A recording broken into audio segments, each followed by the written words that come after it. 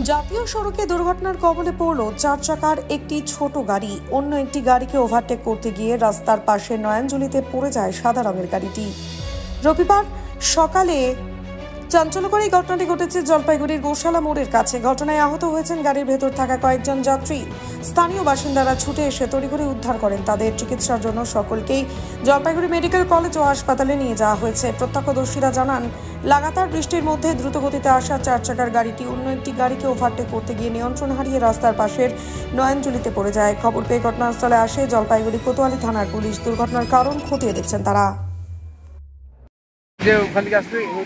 মানে এই ওভারটেক করতেছে গাড়িগুলো লাল বাতি জ্বলছে, সব গাড়ি দাঁড়া আছে, ওটা পাশ দিয়ে যাবে, ওটা একটাকে ঢাস মেরেছে।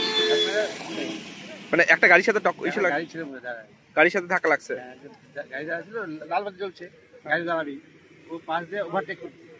হ্যাঁ, তারপরে ধাক্কা মারে খাদে পড়ে গেছে। কয়জন আহত হয়েছে, কয়জন তাও জানেন?